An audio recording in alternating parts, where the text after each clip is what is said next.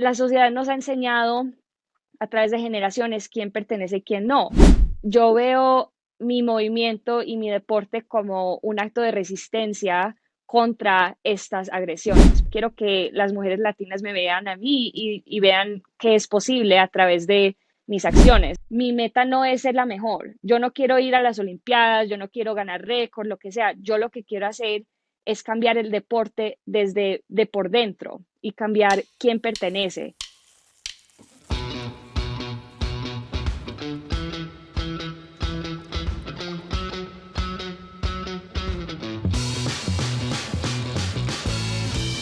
Hola, bienvenidos a este podcast, donde hablamos sobre la vida, los retos, los sueños, lo que se puede ser o no, lo que nos gusta y no nos gusta. Bienvenidos a Allá Afuera.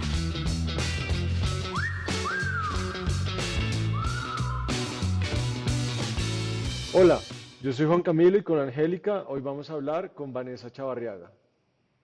Vanessa nació en Colombia y cuando ella era una niña emigró a Estados Unidos con sus padres. Como muchas personas que emigran, creció sin documentos y eso cambió totalmente su relación con la naturaleza.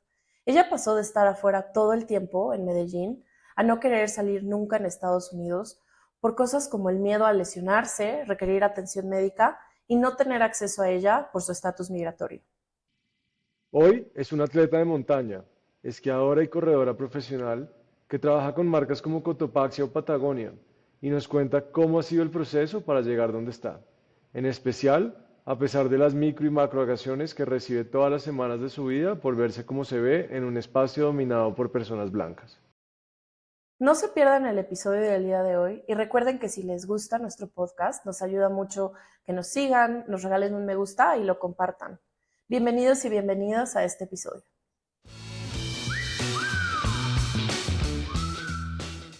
¿Quién es Vanessa Chavarriaga? Cuéntanos un poquito de ti. Bueno, pues yo soy Vanessa Chavarriaga, yo soy una emigrante colombiana viviendo en un mundo de nieve. Soy esquiadora profesional, escritora, me dedico a conversar de los temas de la identidad, la inmigración y nuestra conexión a la tierra y a la naturaleza a través del deporte. Yo no sabía que eras escritora, ¿qué escribes? Escribo muchos artículos para revistas de deporte, tengo varios blogs en línea, también escribo muchas cosas en Instagram, más fácil para leer. Hace rato me compartió un post, Juanca, muy bonito sobre tus reflexiones de el racismo y me acuerdo que lo único que pensé fue como, qué bonito escribe, ahora todo hace sentido. Muchas gracias. Sí, trabajo mucho con marcas distintas y les vendo historias, más que todo como tratar de cambiar el diálogo de quién pertenece en la naturaleza, quién es profesional. Entonces, trabajo con marcas como Cotopaxi, Patagonia, varias marcas de esquí y les vendo los paseos, las ideas y las historias. Cuéntanos un poquito cómo terminas tú queriendo ser una esquiadora profesional o un atleta de montaña, porque ya lo dijiste, ¿no? Haces esquí, haces trail, haces Ujú. muchas cosas en la montaña. Cuéntanos un poquito sobre tu historia de vida, cómo pasa eso. Sí, o sea, yo ni me reconozco porque cuando era chiquita yo no salía, me daba miedo estar afuera, o sea, mi familia inmigró de Colombia cuando yo tenía 7 años y nos fuimos para Michigan, en Estados Unidos. Y pues el cambio fue muy duro, un choque cultural y también la naturaleza era muy distinta y llegamos en un invierno y los inviernos eran fríos, con nieve, pero muy oscuro, todo era gris. Y en Colombia, pues yo era de Medellín, que es la ciudad de la primavera eterna. Entonces, nada que ver, nosotros no conocíamos la nieve. Entonces, más que todo, cuando era chiquita, me quedaba dentro en el sofá leyendo libros y leí muchos libros. Y cuando llegué al bachillerato, estaba batallando mucho, pues, con ser adolescente y tener como la ira del mundo y de ser inmigrante. También crecí indocumentada y eso fue como parte de la ira que traía conmigo y no sabía cómo expresarme. Y una amiga estaba haciendo un campamento de verano, que era como lo que estaba de moda ese año, que era de ir a acampar a escalar montañas. Y yo no conocía nada de eso, pero empecé a trabajar en jardinería, haciendo lo que sea para ahorrar para ir a este paseo. Y fui a Jackson Hole, Wyoming, que están las montañas que se llaman los Tetons, que son unas montañas hermosas. Pues yo me enamoré ahí mismo y fue mi primera vez acampando, escalando, caminando con muchas amigas y me cambió, me abrió un mundo nuevo para mí. Y yo dije desde ese día, no, esto es lo mío, yo no sé cómo, pero tengo que seguir persiguiendo este sentimiento, esta libertad que sentí en esos días. Yo soy muy cabecidura y empecé a hacer lo que quería hacer. Empecé a trabajar como en una tienda de camping que vendían todo el equipo de acampar, los zapatos, lo que sea. Y lentamente empecé a conseguir mi propio equipo, a aprender todo, leer todo lo que podía leer para aprender más de la cultura de qué es estar en la naturaleza en Estados Unidos. Entonces así adopté como esa personalidad, me gustó mucho, pero también me di cuenta que me hacía mucha falta mi cultura, porque yo, o sea, crecer en Estados Unidos soy súper gringa, pero también soy súper colombiana, entonces yo puedo escoger entre los dos. Entonces cuando estaba afuera con mis amigas gringas, era gringa, hablaba en inglés, pues me vestía como ellas, hacía todo lo que ellas me enseñaban, pero me empecé a dar cuenta lentamente que eso no era suficiente para mí y empecé a tratar de romper esas barreras culturales y incluir mi propia cultura en la naturaleza. Sí, tengo un comentario sobre lo que estabas diciendo de que te hacía falta tu cultura. ¿Cuántos años llevas viviendo en Estados Unidos? 20 años, pero me fui y volví, porque me fui a México para la universidad, pero pues casi toda la vida. Sí, porque justo iba a decir que si llevas 20 años viviendo en Estados Unidos y en México y todavía hablas tan paisa, realmente es porque estás muy arraigada a la cultura colombiana, ¿no? Pues eso se lo tengo que agradecer 100% a mi mamá. Mi mamá es la persona más paisa que uno conoce y creo que le agradezco mucho que cuando estábamos creciendo y yo estaba tan aislada de Colombia, porque pues yo no podía salir del país, no podía visitar mi tierra, mi mamá y mi tía fueron las quienes inculcaron ese pertenecimiento cultural de ser colombiana y el orgullo. Y pues a mí me daba pena, pero ellas eran orgullosas, eran muy, muy colombianas, no lo escondían y me cocinaban comidas colombianas, siempre hablábamos español en la casa, la música, como que lograron preservar esa cultura en una burbuja muy pequeña.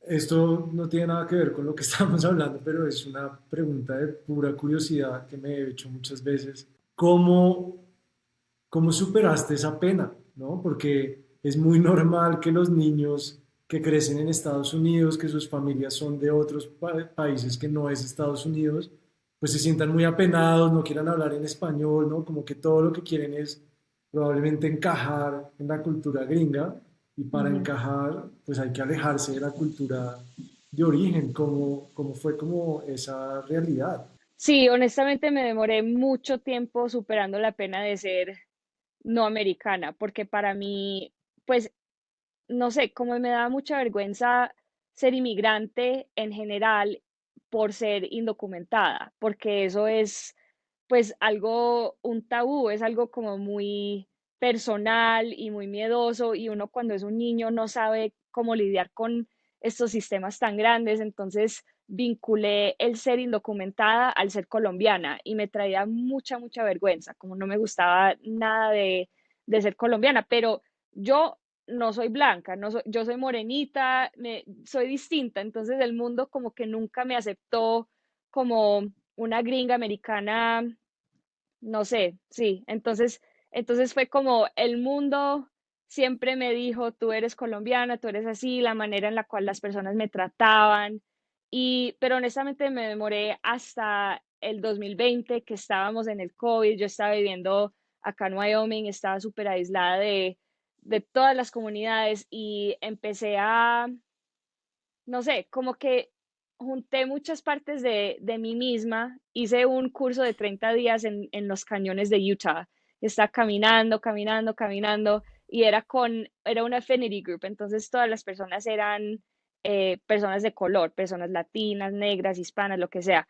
Y fue la primera vez en la cual yo pude como aceptar todas las partes de mí misma, porque estaba en la naturaleza, en la tierra, tener esa conexión, no solamente con la tierra, pero también con las comunidades que no eran gringas. Entonces ahí me sentí como que, ay, lo que yo tengo de no pertenecer a ninguno de los dos mundos realmente es un don, porque no tengo que pertenecer a ninguno de los dos, tengo la opción de tener un mundo más grande en el cual yo puedo crear mi propia cultura. Pero creo que salí de ese desierto con unas ganas de vivir la vida que no viví cuando era niña. Entonces es lo que me inspira y me da la motivación de, sí, de no tener pena. Y mi mamá también es un ejemplo muy bueno porque a ella no le da pena de nada. Entonces siempre pienso en ella y eso me da como la valentía de ser mí misma, y yo todavía estoy aprendiendo pues quién soy también, porque el tema de la identidad es algo de por vida, especialmente para nosotros que somos multiculturales. Yo te escuchaba mucho como describías tu inicio en el mundo como de la naturaleza y de las aventuras y decías como yo podía ser muy gringa con mis amigas Ujú. gringas y digamos a alguien que nos puedes como relatar para que alguien que no haya experimentado eso como cómo se ve esa falta de tu cultura de origen, o sea, de la cultura que te estaba enseñando tu mamá, tu tía, tu cultura colombiana, cómo se ve esa falta de cultura en esas actividades que estabas encontrando, enamorándote, cómo son en Estados Ujú. Unidos o cómo estaban siendo en tu experiencia. Sí, la diferencia realmente es muy, muy dramática, porque empezando con la cultura colombiana, por ejemplo, en Medellín, donde yo crecí, uno no tiene esa distinción entre qué es adentro y qué es afuera. Por ejemplo, las casas, tenemos patios, tenemos todas las ventanas abiertas a toda hora. La manera en la cual vivimos nuestras vidas tiene un enlace tan profundo con la naturaleza que ni siquiera lo cuestionamos. O sea, en Colombia uno no es outdoorsy, uno no es, ay, me gusta la naturaleza. Uno simplemente existe en la naturaleza a toda hora. Y para mí era algo que, sí, de niña yo siempre estaba afuera con mi familia, pues siempre íbamos a fincas y no era algo como muy exclusivo, no teníamos que tener ni siquiera tenis, ni mochila, ni nada, simplemente salíamos al patio a tomar café o salíamos a caminar con mi abuelita cada tarde y veíamos los pájaros y los micos y las plantas, y era como, sí, algo, me sentía que pertenecía profundamente. Y cuando llegué a Estados Unidos era completamente distinto. Para empezar, uno necesita un carro para llegar a cualquier bosque, a cualquier pedacito de naturaleza, a cualquier parque. Necesitas equipo, necesitas la mochila, las botas. En climas fríos necesitas chaqueta, guantes, lo que sea. También necesitas saber cómo las reglas, dónde están los senderos, cómo ir a los senderos, cómo interactuar con ellos, leer mapas. Es algo mucho más complicado, y mi familia simplemente no tenía la sabiduría de cómo interactuar con ese tipo de naturaleza. Entonces, muy rápidamente empezó a crear una división entre mi vida y mi conexión profunda con la naturaleza en Colombia, y en Estados Unidos era como, bueno, yo soy muy aparte de la naturaleza, porque eso viene con tener sabiduría, tener privilegio, tener dinero, tener acceso, y no teníamos acceso. Entonces, cuando empecé a buscar ese acceso para mí misma, era básicamente, sí, o sea, trabajar en esa tienda, me memorizaba las revistas que tenían puesto. Mis amigas me acuerdo que tenían una chamarra de North Face, y yo dije, mami, necesito esa chaqueta para salir al parque. Y ella, ¿cómo así? Ya tienes chaqueta, ponte esta. Entonces yo salía, pero sí, me hacían comentarios, y esos comentarios son chiquitos, pero le recuerdan a uno que uno no pertenece en esos espacios, aparte de ser una niña, ser chiquita. Entonces, sí, aprendí como a tener una relación con la naturaleza que era más como estéril, más como cabía en esa caja de la tierra de los gringos, y era muy distinta a la conexión que tenía en Colombia. Oye, me voy a volver un poquito a, bueno, fuiste a este campo de verano, te encantó y luego, ¿qué pasó? ¿No? ¿Te gustó mucho? y Sí, ¿qué decidiste que pasó? eso era lo tuyo y luego ¿cómo terminaste donde estás? Sí, fue medio enredado mi tramo, pero básicamente regresé a Michigan, seguí en el bachillerato y pues no a estudiar porque era inmigrante al fin del día. Mis papás no veían como mucho valor en los deportes, sino en los estudios y en la música. Entonces yo tocaba el violín y estudiaba. Y eso era mi vida, porque yo tenía que sobresalir, porque mis papás no tenían los recursos para mandarme a una universidad privada ni nada de eso. Aparte, ser indocumentada, no podía recibir el descuento de ser como residente del estado. Entonces los costos de la universidad eran muy, muy altos y tampoco podía recibir ningún tipo de préstamo. Entonces era como que, bueno, mija, tienes que trabajar muchísimo, tienes que sobresalir, o sea, lo típico de ser inmigrante. Entonces yo bien juicios estudiando, enfocándome en eso. Lo otro es que no tenía seguro médico, entonces tampoco me podía meter a deportes ni nada de eso. Sí, o sea, yo poco a poco desarrollando mis habilidades en la tienda de equipo de acampar, aprendiendo más, saliendo como los fines de semana a caminar. Y lo que pasó es que estaba súper aburrida porque yo era muy inteligente, pero no me quería aplicar en el bachillerato. Entonces empecé a investigar. Hay unos cursos que hacen una escuela que se llama Knowles, que es una escuela Sí, de. es increíble. Ajá, entonces es una escuela que lleva a estudiantes a tener como experiencias en la naturaleza de 30 días, 90 días y les enseñan un montón de cosas de liderazgo, pues de toda la sobrevivencia, todo. Y tenían cursos de mochilear, backpacking, kayak, no sé, de todo, pues de todo. Y los tenían en todas las partes del mundo. Entonces yo estaba en la tienda de acampar, así mirando en el internet o creo que una revista, mirando todo lo que ofrecían y vi que tenían un curso en la Patagonia chilena. Y yo no sé por qué se me metió que yo tenía que ir a la Patagonia chilena. Creo que había visto un documental de Yvon Chouinard o de Patagonia la marca y estaba como súper enamorada de todo eso. Entonces yo dije, no, yo me voy a ir para la Patagonia chilena. Primero de todo, todavía estaba en el bachillerato. Segundo, el curso costaba $6,000 sin los vuelos. Y tercero, yo no podía salir del país porque no tenía papeles, pero me metí al curso, me inscribí al curso y yo dije, bueno, no le voy a decir a mi mamá hasta que reciba la beca. Entonces me aceptaron, me dieron la beca. Después hablé con el director del bachillerato y les convencí que me dejaran graduarme un semestre antes, porque yo dije, no, yo ya no quiero esto, mira, estoy súper motivada a seguir mi propia educación. O sea, se lo vendí así súper bonito, me dijeron, sí, súper bien. Y después tuve que sacar un trámite con el gobierno porque yo ya en esos entonces tenía DACA, que es un estatus como temporario para los niños que llegaron indocumentados y uno puede pedir un parole, básicamente un permiso para salir del país por cuestiones de educación.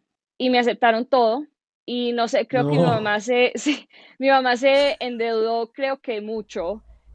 Yo trabajé mucho para pues poder pagarlo, pero tenía 18 años, entonces nada que ver, pero sí me fui de una. Te digo otra vez, yo siempre he sido muy cabecidura, cuando se me mete algo en la cabeza, yo no paro hasta que lo hago, entonces me fui para Chile. Yo no, o sea, la primera vez en 12 años que había salido del país y me fui sola hasta Chile y tuve una experiencia súper, súper especial porque aunque Colombia y Chile están muy lejos, me sentía que estaba en mis tierras, estaba hablando español, estaba hablando mi lengua, estaba como con mi gente, tenían esa calidad humana hispana que me estaba haciendo tanta falta y yo era la única persona latina en el curso, el resto eran muy gringos, pero para mí eso era muy especial porque yo podía hablar con los locales, entonces mi experiencia fue mucho más profunda.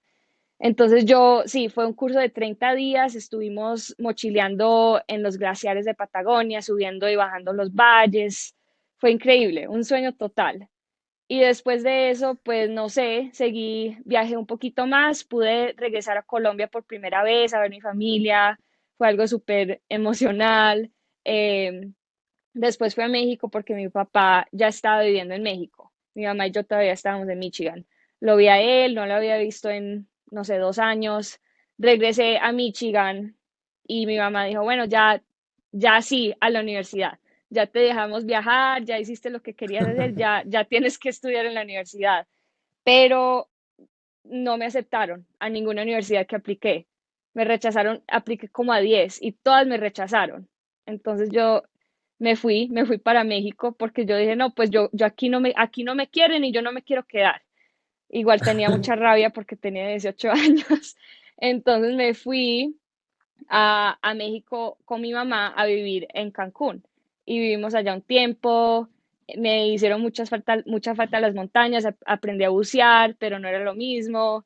Entonces después fui a estudiar a la Universidad de Monterrey, que queda en Nuevo León, en la parte norteña de México, donde había montañas. Y ahí me mantenía haciendo locuras, subiendo las montañas sola, escalando lo que sea para estar en las montañas. Yo no tenía vida social, nada más estudiaba, iba al gimnasio e iba a la montaña y pasé delicioso. Y creo que me empecé a dar cuenta como lentamente que los privilegios y la libertad que yo tenía en Estados Unidos, donde crecí, lo que conocía yo, no los iba a obtener tal cual en México o en Colombia. Igual ya sabía que quería tener una carrera que tenía algo que ver con el medio ambiente, estaba estudiando sociología, entonces me dio por transferirme a una universidad desde México a Wyoming. Entonces llegué a Wyoming. Ahí terminé mi carrera, hice una carrera de sociología medioambiental que combinó como esa perspectiva de la sociedad y los sistemas y cómo, por qué operamos nosotros en las maneras en las cuales operamos y cómo interactuamos con la naturaleza. Entonces ahí empecé como a aplicar estos sistemas de pensar que yo ya había vivido, porque yo siendo inmigrante ya entendía que existían sistemas y algunos eran diferentes a otros, algunos encajaban a otros no, y que podíamos elegir. Entonces ahí empecé a desarrollar como más ideologías sobre y perspectivas sobre la naturaleza y empecé a insertar más de mi cultura colombiana para educar a las personas y decir, bueno, aprendimos que la naturaleza tiene que ser de esta manera, pero eso lo podemos volver a aprender y puede ser de otra manera. Entonces empecé a comunicar eso en el internet y después aprendí a esquiar y me cambió la vida completamente y ya estoy acá.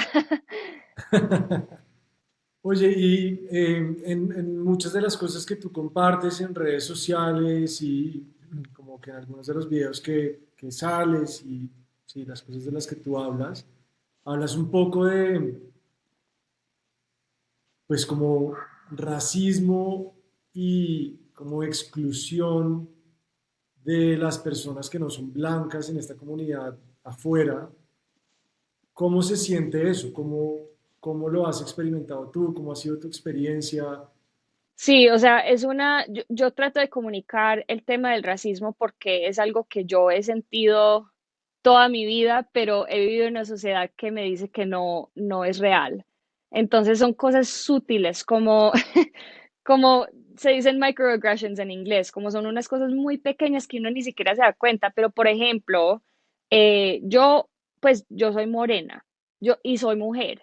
Y esas dos cosas, yo ya no pertenezco en este espacio porque el espacio del deporte, aparte del deporte profesional o el deporte extremo, es completamente centrado en los hombres angloamericanos, que son así como miden 2 metros y todos son monitos y muy europeo, porque muchos de estos deportes tienen raíces europeas. Entonces, con eso llegó como esta ideología en nuestra mente de quién es un atleta y quién pertenece. Yo llego a un sendero, la gente me mira, y eso es lo mínimo, pero muchas veces me hacen preguntas, me vienen, se me acercan y me dicen, estás perdida, necesitas ayuda. Oye, tú sí sabes esquiar. Y esas son las más útiles. Hay personas que me han dicho, tú no perteneces aquí, así, me miran a la cara y me lo dicen. Una vez estaba cruzando la carretera para esquiar con un amigo puertorriqueño, estábamos hablando español. un camión pasó y nos gritó, regresen a su país. Era como un martes a las 7 de la mañana y esa es mi experiencia. Cuando subo las montañas acá esquiando, casi siempre soy la única mujer latina. Entonces, sí, o sea, creo que cada vez que salgo a hacer estos deportes hay alguien o algo que me recuerda que yo no pertenezco acá. Pero por eso precisamente me parece tan importante estar en este espacio y hacerlo en la manera más visible posible para empezar a cambiar esta mentalidad de quién pertenece, porque mucha gente no es algo consciente que piensa, nada más la sociedad nos ha enseñado a través de generaciones quién pertenece y quién no. Entonces, romper estos patrones también le cuesta mucho a la gente. ¿Cómo impacta eso tu experiencia? O sea, tú, Vanessa, que descubriste que te encanta esquiar, ¿no? Todos los descubrimientos que nos has narrado, de incluso como esos espacios para procesar, pues la vida que has llevado, una vida de inmigrante, y eso tiene su experiencia fuerte. ¿Cómo cambia sentir estas micro o incluso macroagresiones? Como Ujú. que un camionero pase y te grite. ¿Cómo cambia lo que tú estabas pensando que ibas a hacer o sentir o disfrutar ese día esquiando? Sí, hay que tener una fortaleza mental gigante y siento que algunos días me regreso a mi carro y me pongo a llorar y no salgo y digo, no, esto no, me quiero rendir. Pero la mayoría de los días yo no dejo que me afecte porque para mí eso viene mucho con la fortaleza que yo tengo de ser inmigrante en general. O sea, esta mentalidad y este sentimiento de que la gente no quiere que yo esté aquí, lo he sentido desde que tengo 6 años. Entonces, para mí, sentirlo en un deporte no es nada distinto. Yo veo mi movimiento y mi deporte como un acto de resistencia contra estas agresiones, porque yo digo, bueno, el acto de que estas personas piensan que yo no pertenezco aquí me da a mí más libertad y como que me empodera a hacer las cosas porque quiero mostrarles que sí soy capaz. Y también quiero mostrar no solamente a ellos, pero a mis comunidades. Yo quiero que las mujeres latinas me vean a mí y vean que es posible a través de mis acciones. Entonces eso me da como mucha fortaleza y también tengo una comunidad de personas, mi mamá, muchas amigas que puedo llamar y decirles, oye, volvió a pasar esto y ellos pueden validar mis experiencias porque eso también puede ser muy pesado cuando no tienes a nadie con quien hablar o alguien quien entienda, entonces esa parte también es muy importante. Claro, alguien que no te diga como estás loca, estás exagerando, Ujú. seguro no fue así, claro, esa validación comunitaria, o sea, todos y todas la necesitamos. Y esta respuesta que me dijiste me evocó dos cosas, ¿no? O sea, como escuchaba yo como una mujer que he vivido algún tiempo en Estados Unidos, pues viví algún tiempo, pero como también en mi tiempo libre, como en mis hobbies, quiero poder tener esa presencia en la naturaleza sin sentirme que no pertenezco, que es una necesidad básica humana, pero digamos que lo hago de forma, sí, como hobby, como en mi tiempo libre. ¿Cómo es esto diferente además para una persona como tú, para una mujer latina como tú, que incluso además profesionalmente te estás insertando en este mundo? No, no lo estás haciendo nada más como tu acto de tiempo libre que disfrutas, sino también estás trayendo tus capacidades y tu tiempo profesional a este mundo, allá afuera, ¿no? Sí, honestamente me encanta mi profesión. Pienso que es un privilegio poder estar en este espacio y convertirme en la representación que no tenía antes. Creo que ser tan, como tengo un efecto de shock que le doy al mundo de esquí, empecemos ahí, porque una esquiadora colombiana profesional, o sea, ¿qué es eso?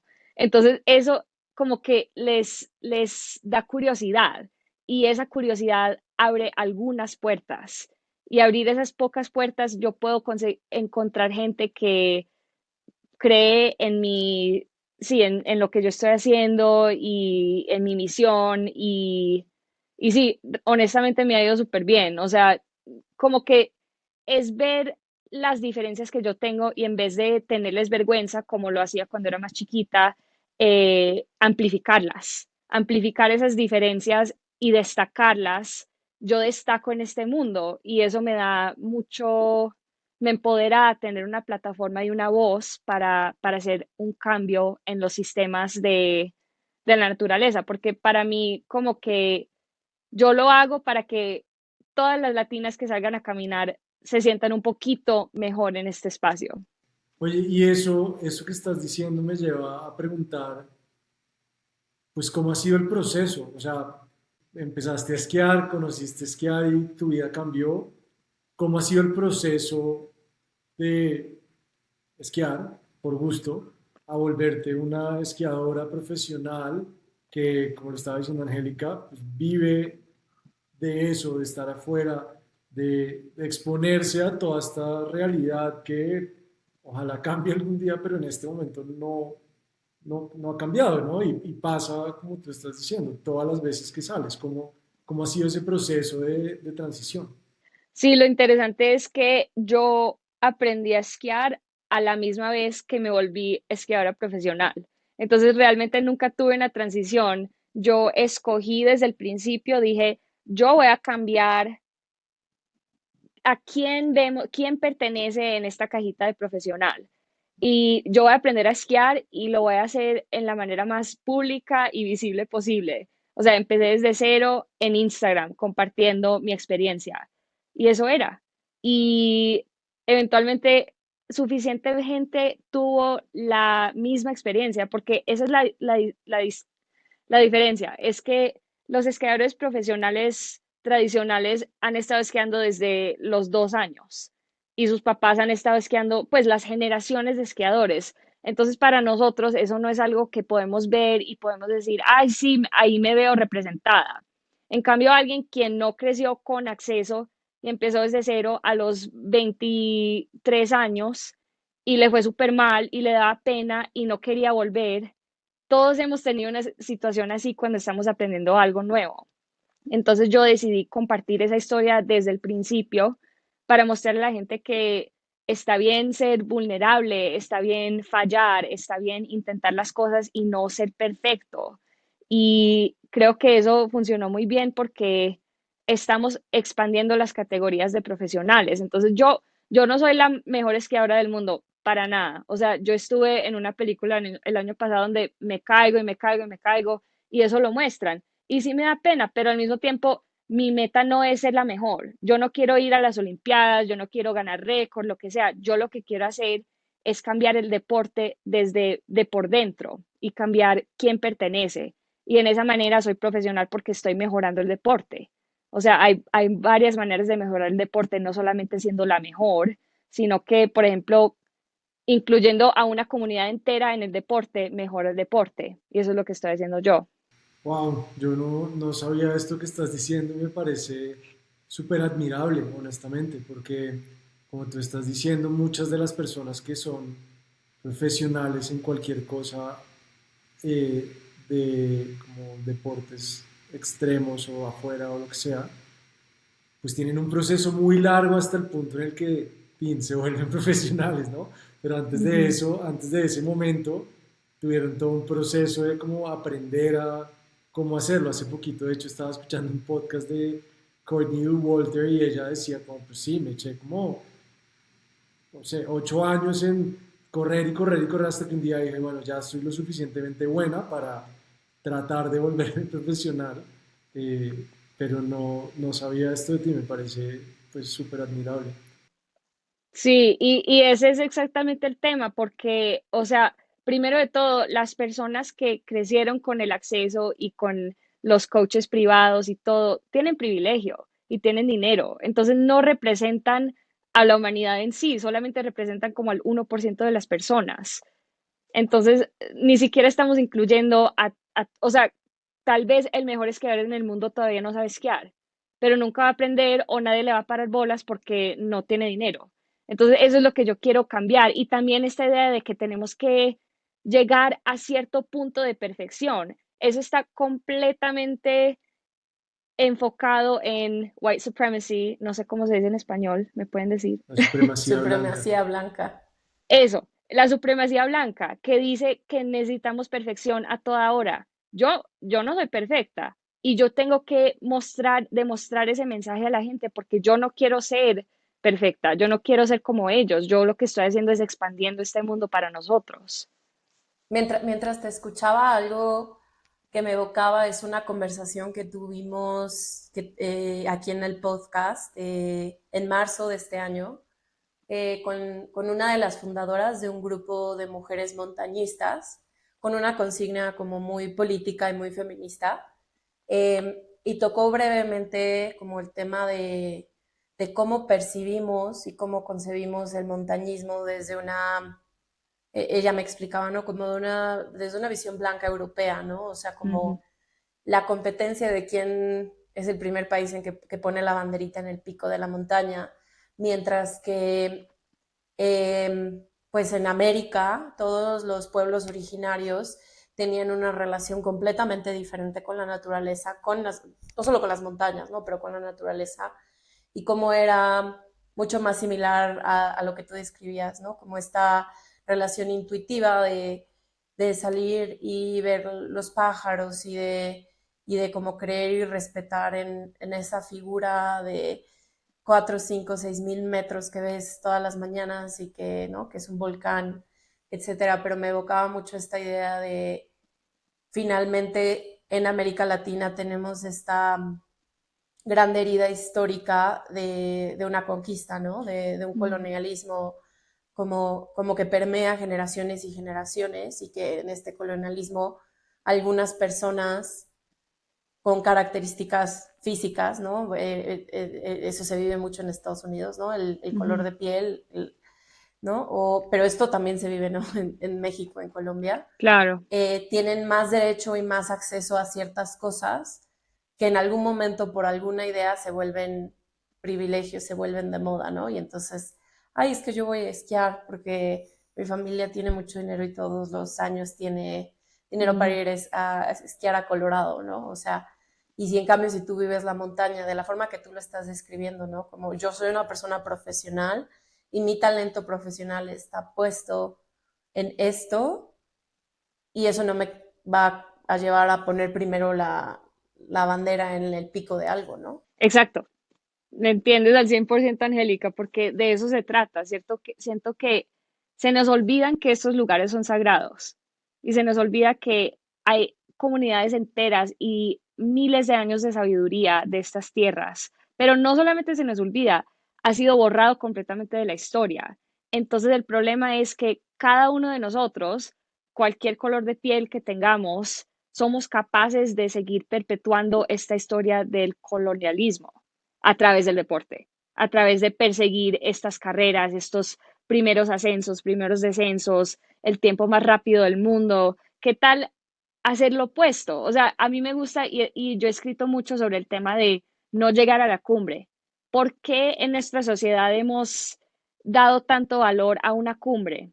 Y si uno no llega a la cumbre, dice, ah, no, pues nos fue súper mal.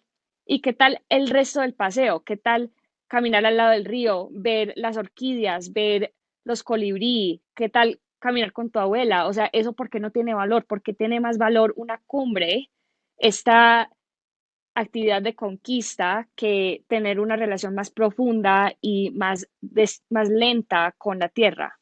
Sí, sí, súper. Es como, honestamente, un cambio de mentalidad, ¿no? Al final, no sé qué sea más importante, pero siento que lo que tú estás tratando de hacer es, de hecho, conectar o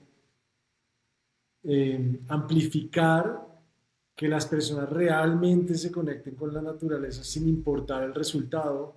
Y eso, bueno, esto podría llevar a una conversación mucho más profunda sobre, pues, no solamente el colonialismo blanco, sino pues el capitalismo y todo lo que nos enseñan de, es que lo bueno es hacer cumbre Ujú. o hacer este récord. Ese son el tipo de retos que valen la pena versus ir a caminar, pues no, pues eso lo hace cualquiera, ¿no? Y en realidad el hecho de que cualquiera lo haga ya es como una ganancia gigante para todos. Exacto. Sí, y todo está vinculado, o sea, el colonialismo, el patriarcado, el capitalismo, el estado del mundo con el cambio climático, o sea, todo. Y la respuesta la sabemos, nada más no queremos escuchar. Y la respuesta es rechazar todo y tener una conexión más profunda con la tierra que tenemos aquí en el patio. O sea, empezar ahí, empezar con nuestros sistemas de comida, con nuestros abuelos, con nuestros hijos, con nuestros nietos, con nuestras comunidades que son humanas y no humanas y tener esa conexión. Pero de eso podemos hablar todo el día. Sí. Oye, ¿cómo crees que esos espacios se pueden hacer más accesibles para personas, para todas las personas? Claro, tú tienes tu como objetivo y lo estás haciendo, pero ¿qué otras cosas crees que pueden pasar aparte de personas como, digamos, tan valientes como tú liderando esta causa? Qué más puede pasar para que otras personas puedan acceder a estos lugares, disfrutar, vivir? ¿Sí? ¿Qué se necesita? Tengo muchas ideas. Creo que el cambio más grande es que tenemos que cambiar nuestro sistema de valores. ¿Cómo valoramos cada experiencia e interacción que tenemos con la naturaleza y por qué? O sea, si a ti específicamente, tú que estás escuchando este podcast, si te gusta mucho subir a la cumbre, pregúntate por qué y pregúntate realmente el por qué, porque esa idea es tuya o te la inculcaron a los 7 años, o sea, por ahí. Entonces empezar a cuestionar los sistemas que nunca cuestionamos y eso cambia toda la perspectiva y cambia nuestros valores y empezamos a aceptar maneras distintas de ser y de existir. Y la segunda que me gusta mucho es nada más tener una invitación, dar una invitación a un vecino, a un amigo. Yo creo mucho que cada uno de nosotros tiene muchos privilegios y muchas habilidades y muchos dones que son únicos. Y lo más bonito es poder compartir eso con otra persona. Y puede ser un acto muy pequeño. O sea, puede ser como, sí, invitar a tu vecino a salir a darle una vuelta a la cuadra. Puede ser, para mí, a mí me gusta mucho enseñarle a la gente a esquiar, algo que a mí realmente no me cuesta mucho, no estoy cambiando el mundo, pero en ese día estoy haciendo un cambio pequeño y yo creo que si todos hacemos esos cambios pequeños podemos cambiar el mundo. Entonces, pensar bien como reflexionar en cuáles son los privilegios que yo tengo y cómo los puedo volver en un como superpoder que puedo regalar al resto del mundo y cómo puedo invitar a otras personas a tener estas experiencias conmigo que me gustan a mí tanto. Sí, qué bonito porque, o sea, es que todos los grandes cambios, todos los maratones empiezan con un paso, o sea, nunca algo pequeño es no valioso. Yo te estoy escuchando y estoy escuchando como tus experiencias de vida como persona migrante y además como una persona que inmigró sin documentos, ¿no? Lo que conlleva, lo que escuchamos que conlleva, lo que nos has narrado que fue de tu experiencia de niña, de adolescente enojada, encontrando su lugar. Y además toda esta energía, este enojo, todo este quizás hasta dolor, escucho yo, como lo agarraste y lo convertiste en una fuerza que me parece impresionante y admirable. Y toda esta resistencia también cansa, ¿no? O sea, los seres humanos también en resistir, en estar en contra de lo que todo un sistema te está diciendo que tiene que ser y decir no, pues todo eso cansa. ¿Y cómo le haces tú, Vanessa, no? O sea, cómo retomas energía, cómo regresas a ti, te conectas, te cargas y regresas a seguir a este mundo, a decir y a mostrar que tú perteneces donde tú quieras pertenecer. Sí, pues creo que ya sabes que es mi conexión con la naturaleza y estar en la naturaleza me da toda la energía del mundo. O sea, yo puedo sanar todo en un bosque, nada más saliendo a caminar y mirando los árboles o sentándome al lado de una quebrada. Siento que estoy sanando partes de mí, como las partes más no sé, como mi niña interna, como mi juventud y todo lo que yo tengo ahí, porque yo cuando salgo a la montaña soy como una niña chiquita, soy curiosa, me encanta ver todos los animalitos y las mangas y las flores, o sea, gozo de la vida como si tuviera 6 años y siento que tener esa experiencia es tan, o sea, me da toda la energía del mundo y por eso exactamente creo que todo el mundo merece tener experiencias así y todo el mundo merece tener espacios en los cuales nos podemos recargar, porque el problema es que como muchas veces nos metemos en esta trampa de que tenemos que luchar y luchar y luchar y luchar y así no llegamos a ningún lado porque nos quemamos. Entonces, para mí, el acto de luchar, pero regresar a poderme recargar y llenarme de energía y motivarme para seguir luchando es algo más sostenible para mí y para mi comunidad. Entonces, yo creo que sí, tener esa experiencia, lo que sea, o sea, puede ser pintar, cantar, hacer siesta, cocinar, lo que uno se siente, como cuando uno se sienta realmente como, ay, me siento como niña chiquita, como esta alegría, nadie me la puede quitar. Y conservar eso es algo muy poderoso. Sí, hay Hasta que... suspiré. Sí. Oye, ya para ir cerrando, yo esta pregunta siempre se la hacemos a todas las personas con las que hablamos y es, ¿qué le dirías a esas personas que están en una situación similar a la que tú estuviste en algún momento, que tiene, no sé si la palabra es miedo, pero como algún tipo de restricción, sí, como aversión, no tiene tanto interés o lo que sea a vivir allá afuera? ¿Cómo los motivarías para que se arriesguen a salir a vivir allá afuera más? ¿Qué les dirías? Bueno, lo primero que les diría y me repito a mí misma mucho es que cada uno de nosotros tiene mucha más fortaleza de lo que sabemos y poder descubrir esos límites de nuestra fortaleza es algo súper, súper, súper especial. Y lo otro es que no pierdes nada al intentar. Y eso me lo digo a mí misma mucho, porque a mí me rechazan todos, o sea, sociedades, marcas, amigos, lo que sea. Hay muchas personas que no quieren, no me apoyan y no creen en mi misión, pero yo no tengo nada por perder con simplemente preguntar, porque ¿qué tal si dicen que sí?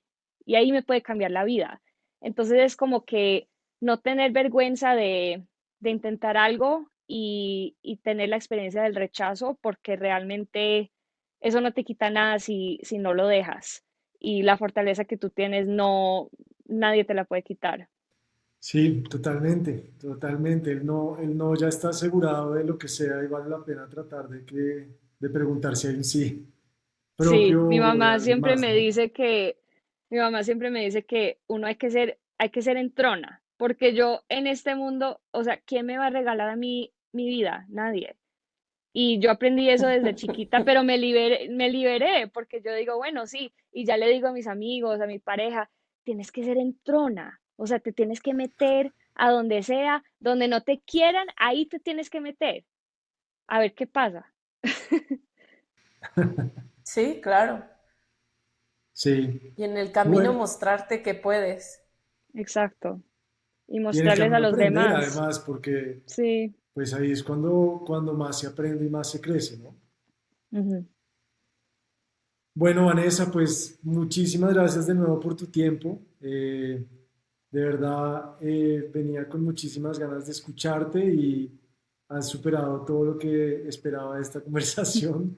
Muchas gracias por todo lo que nos contaste y muchas gracias por lo que estás haciendo, porque honestamente, al final eso es lo que nosotros queremos hacer también con este podcast, como que la gente se anime a vivir eso que tú estás describiendo y a darse cuenta que no es un espacio en el que no pertenecen, sino al contrario, todo el mundo pertenece a estar afuera, es de todos y vale Ujú. la pena eh, vivirlo porque es espectacular. Sí, muchas gracias. Muchas gracias por la invitación. De eso hablo yo. Ustedes lo están viviendo perfectamente. Se trata de invitar a alguien a tener una conversación. Entonces, me encanta el trabajo que ustedes están haciendo también. ¿Te gustó? Si te gustó, compártelo con los que disfruten estar allá afuera, pero sobre todo con los que aún no. Queremos que más personas salgan y disfruten estando afuera. Y si tienes historias que quieras compartir, no dudes en escribirnos. Por ahora, nos vemos pronto. Allá, afuera.